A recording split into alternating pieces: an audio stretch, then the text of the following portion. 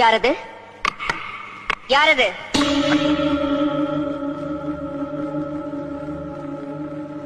யாரது? நான் சங்கரன் தம்பி. துரோகி!